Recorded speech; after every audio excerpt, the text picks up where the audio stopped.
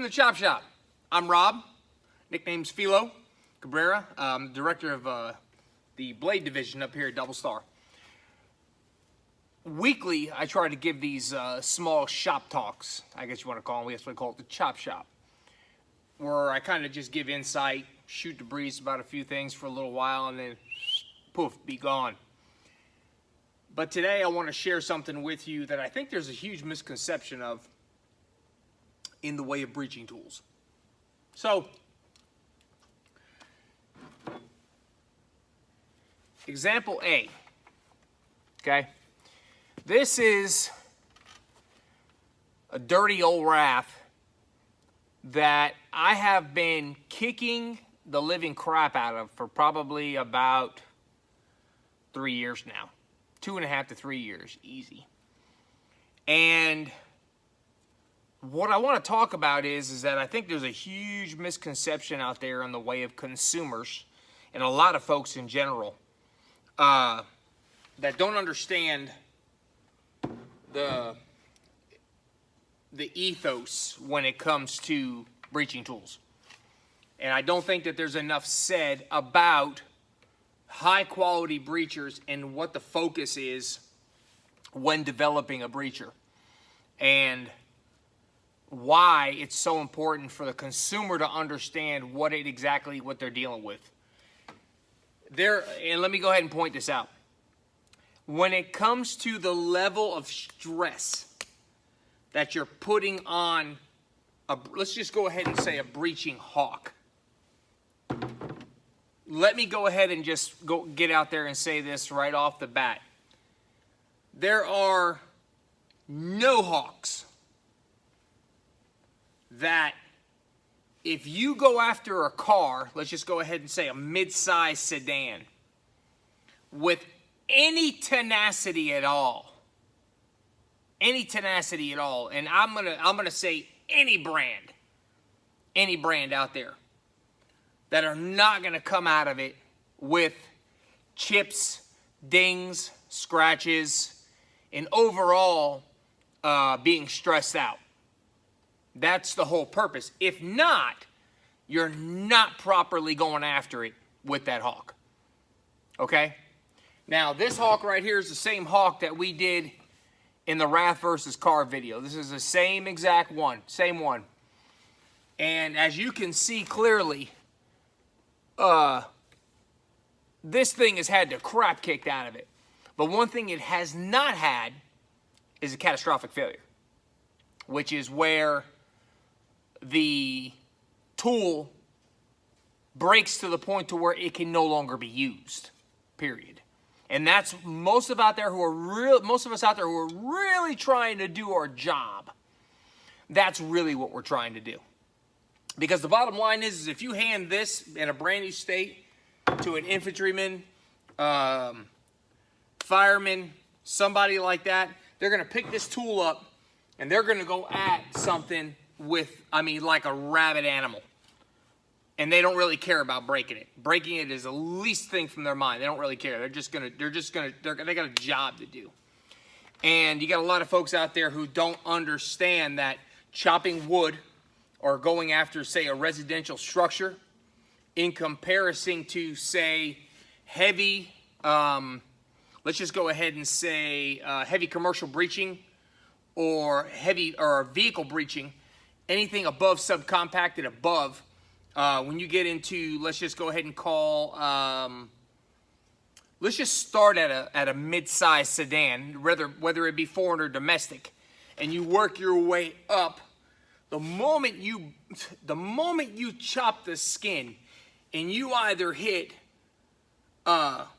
pillars or you go after and you accidentally breach the skin in the door and you actually end up hitting the mechanism, the plates that open the doors, you're dealing with a whole nother level of intensity of steel. And I will tell you, from a number of times chopping steel pushes back. And the main focus is not to develop a tool that's going to walk out of that completely and utterly unscathed. That is not it. Because you hit steel on steel, stuff's going to happen. things are going to happen, man. I got news for you. And if you make a hawk that you don't, and I'm going to put a challenge out there. If you think you make a hawk that will not chip, it won't. You're going to tell me, Rob, you can't chip this thing. You go after it with a car, you're not going to chip it. Send it to me. Send it to me and let me go after it with your hawk. And we'll see what happens. Let me go after something with it.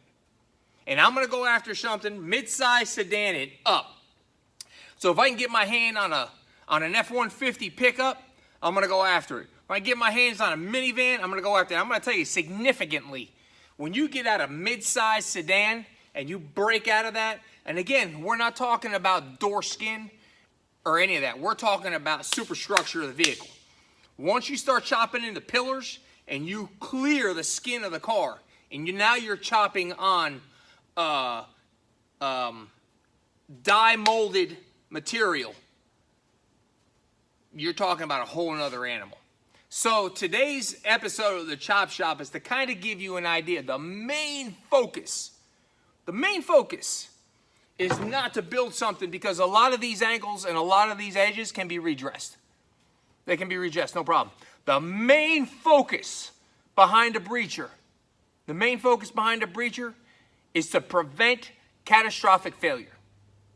That is it.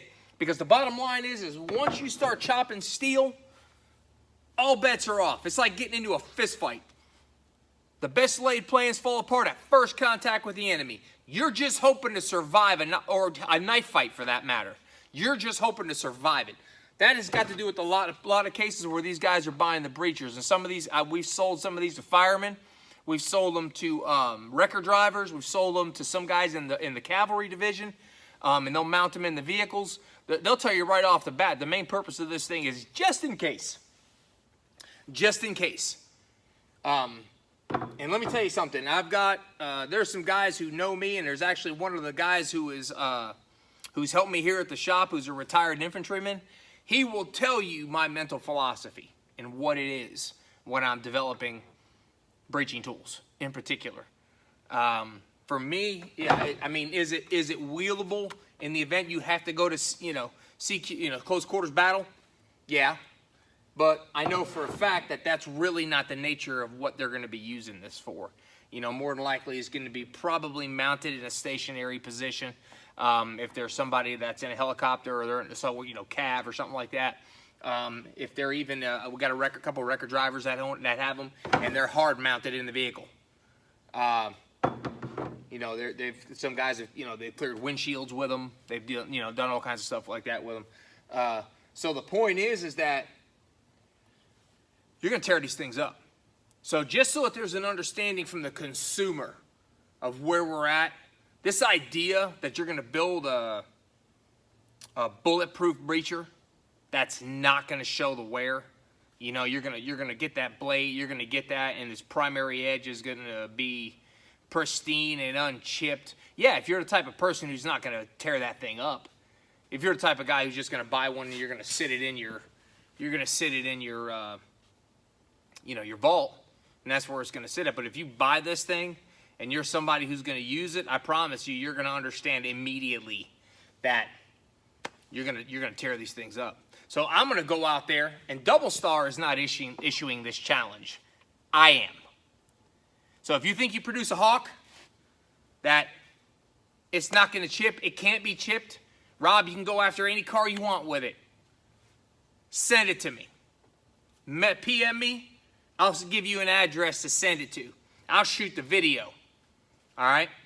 And we'll see what happens. That's just me to you. If you think you can make one that can't be broken, can't be chipped. Again.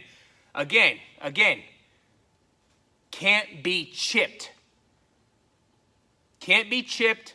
Can't be marred. Rob, it ain't going to happen. You're not going to do it. Send it to me. Send it to me. It will happen. I promise you. I will go after that car or that truck like a rabid dog. Okay? I will beat the fool out of that thing. So, consumer understanding. Breaching tool.